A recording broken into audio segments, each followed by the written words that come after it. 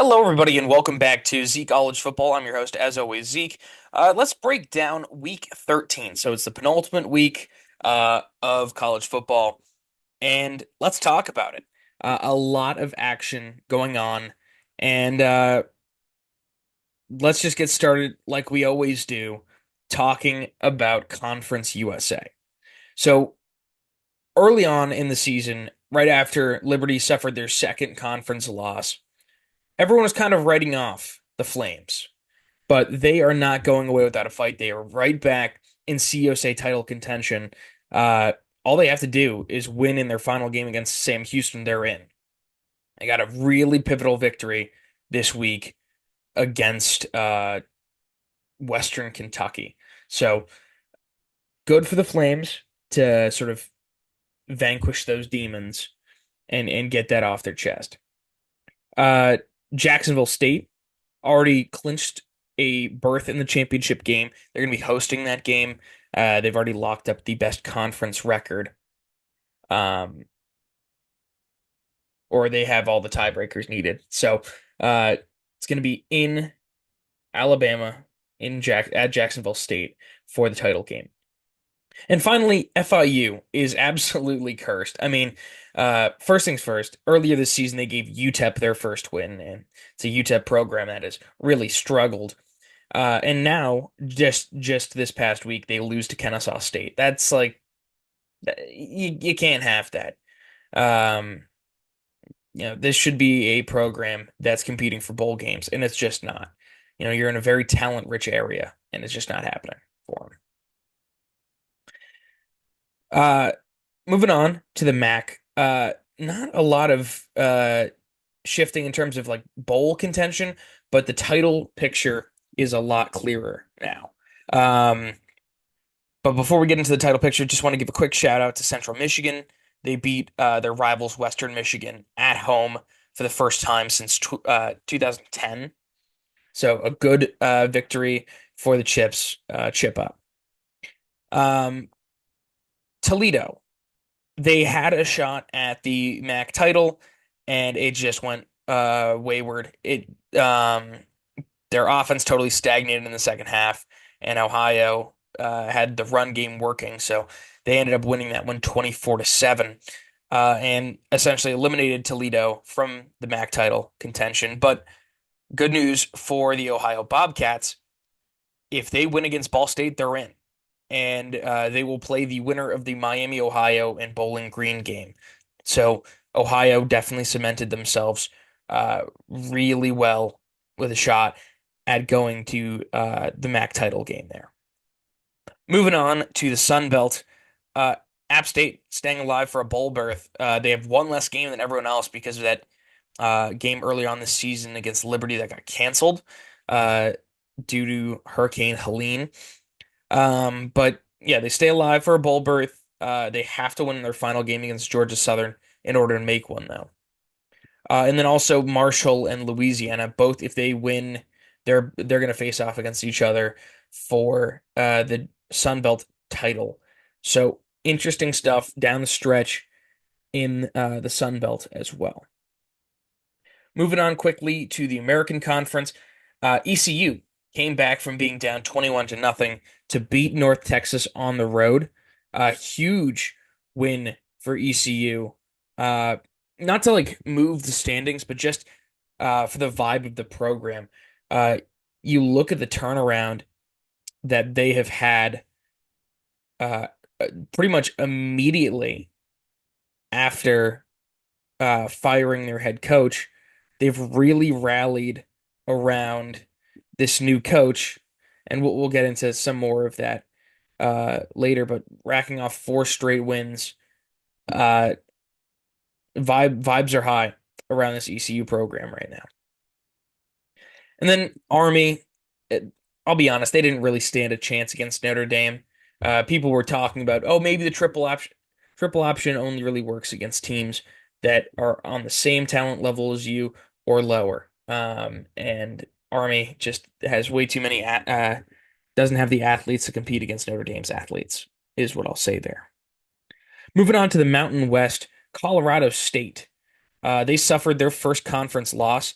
It's a feisty Fresno State team. They took them down late on Saturday, and now that sort of opens the door up for UNLV again to try to make the title game against Boise. They control their destiny. All they have to do is win their rivalry game against a Nevada Wolfpack team that's looked pretty dead recently. And then finally, Boise State, they survived a clunker against Wyoming after Ashton Genty got a bit banged up. But a win's a win, and they are still firmly in control of not just the Mountain West, they're hosting the Mountain West title game, but they also uh, seemingly control their destiny as being a representative of the college football playoff, at least from the group of five, if not one of multiple group of five representatives, but we'll get into that in a second. For the Pac-2, Oregon State, dramatic field goal to end it all, beating Washington State there. A good win for the Beavs. Uh, they play against Boise in their final week in hopes of trying to make a bowl game. It's probably unlikely. I could see it being a letdown spot. They got the big win that they needed to in what has become a rivalry game there. Moving on to the ACC, Georgia Tech and NC State gave us an absolute classic on Thursday night, 30 to 29, included multiple lead changes in the fourth and a missed field goal that barely went off to the left to end it up. And just wanted to say that was a great game.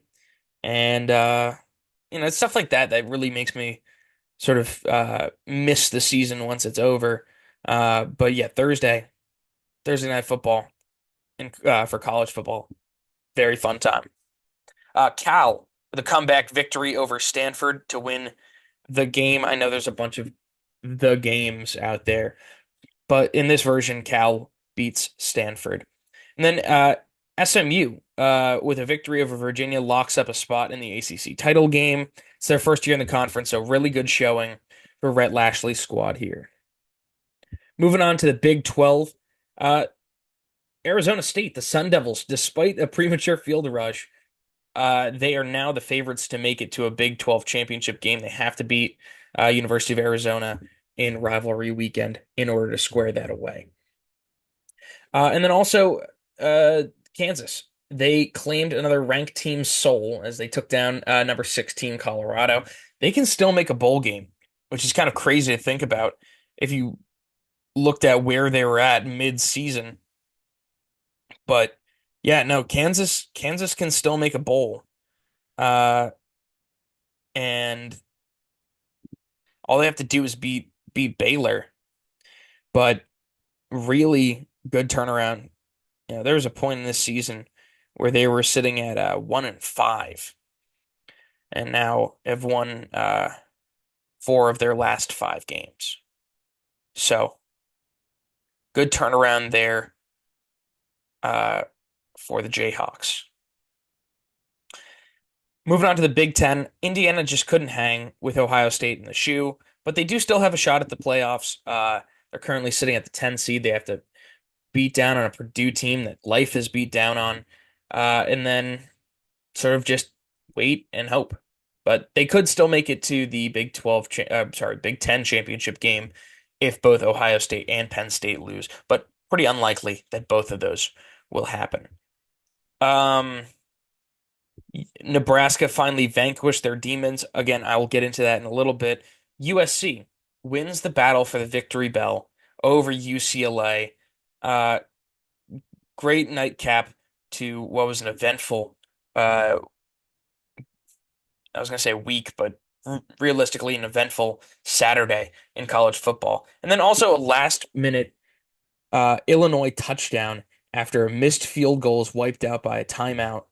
Uh, Poor Rutgers. I mean, just how unlucky is Greg Schiano in this squad? You're on the road, like about to beat this Illinois team that's ranked, about to get your first ranked win in gosh knows how long, and you call a timeout to try to ice the kicker, and Brett Bielema sees the kick is not even close, sends his offense out to go for it on fourth down, and then they not only convert on fourth, but also score a touchdown on that very same play. So, just something to something to sort of shake your head at if you're a Rutgers fan. Now, moving on to the SEC, we had a couple big upsets there. Florida taking down number 9 Ole Miss after Jackson Dart threw multiple interceptions in the fourth quarter. Auburn upsetting number 15 Texas A&M in 4 overtimes on their senior day. Uh, when I say there, I mean Auburn's senior day. So sending the fans home happy and the seniors home happy as well before their big Iron Bowl matchup against an Alabama team that lost to Oklahoma in the big night game on ABC. Oklahoma, it wasn't even close. It was 24-3, the final score. Jalen Milroe with 3 interceptions, including one that was returned for a touchdown. But I want to touch on some coaching news. Couple coaches are gone. Tulsa fired Kevin Wilson after they lost uh, pretty brutally to South Florida. They lost 63-30. Um, we also had we also have we also have Mac Brown, the coach of North Carolina, who did get technically from the job, but we all uh, they were saying, "Hey, old man, get out of here." Jim McElwain with Central Michigan, same situation. Uh, Technically retiring, but realistically, it's more of a polite firing as well. And then in good news for coaching, Blake Harrell elevated from the interim status for East Carolina. Again, he's brought them on a crazy win streak. They've won 4 in a row. Uh, Rice finally filled their coaching spot that became open mid-season. They're bringing in Scott Abel from Davidson as their next coach. And now, uh, if it wasn't if it wasn't for copyright, I'd be playing taps. But these teams are eliminated from bowl contention. So Wake Forest, Houston, UCF, Arizona, Utah, Northwestern, Maryland, UCLA, Louisiana Tech, Kentucky, and Old Dominion. You have suffered your seventh loss. You will not be making a bowl game. As for the teams that will be making bowl games, USF, UTSA, Cal, Boston College, West Virginia, Michigan, USC, Nebraska, finally vanquishing their demons. They're bowl eligible for the first time since 2016. Fresno State, Arkansas, Florida, Oklahoma, and South Alabama. You are all bowl eligible and will be making a bowl game. And finally, I have a new segment that I started last week for the what I call the bowl eligible, where it's two teams that are sitting at 5 wins, and if they win, they will make a bowl game. What makes this extra special? It's rivalry week, so these are two teams that are fighting for a spot in a bowl game. One of them will make it, and one of them will not. So even extra incentive to try to tune in for either one of these games. We have Eastern Michigan versus Western Michigan. That's at 1:30 on ESPN Plus. And then finally, we have UVA and Virginia Tech.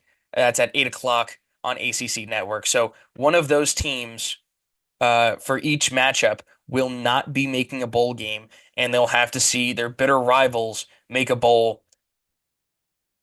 Tough stuff, to be honest. If you're looking at that and you're saying, we got eliminated from a bowl by our rivals, that's a tough pill to swallow. But we're going to take a quick look at the CFP playoff ranking. That's the reason I put it out today instead of my usual date of putting these videos out on Tuesdays. Went home on Tuesday. That's why I have this nice bright orange background. That is real. That's not a green screen or an orange screen in this case. But we're going to take a look at these college football playoff rankings. It's the one right on the left here. Oregon, Ohio State, Texas, Penn State, all staying steady. Notre Dame moving up again, I understand why they have Notre Dame ranked up high. They're 10-1, but that one loss is absolutely brutal. They lost to a team that is currently sitting at 6-5 out of the MAC conference. It's baffling to me how people have forgotten about that. Miami at 6, Georgia at 7, Tennessee at 8. Tennessee really benefited from a lot of the movement that was happening towards the top of the list, including Indiana tumbling all the way down to 10. They dropped 5 spots, but still firmly within the playoff discussion. SMU finally getting some love. Uh, they're sitting at 9 and again, firmly in playoff contention here. Boise State at 11, Clemson at 12. They're the first team out as it stands right now, because they would be replaced with that fifth conference champion, which would be most likely coming out of the Big 12. Although, if Tulane gets a win and say Arizona State loses, then we might see Tulane jump up and the American could get that fifth auto bid as well. Alabama, this really irks me. They suffered another embarrassing loss to a lower tier SEC team, and they only dropped to 13. That doesn't make any sense to me. They are not playing like the 13th best team in the nation. I'll tell you that much. They are playing some bad football, and they do not deserve to be ranked this high. I would honestly, and I know that they had the head-to-head there, but South Carolina's playing so much better. Ole Miss also huge drop off down to 14. Uh, BYU took another tumble as well as Texas A&M, but looking at it, UNLV as well, getting some love here at the bottom of the poll.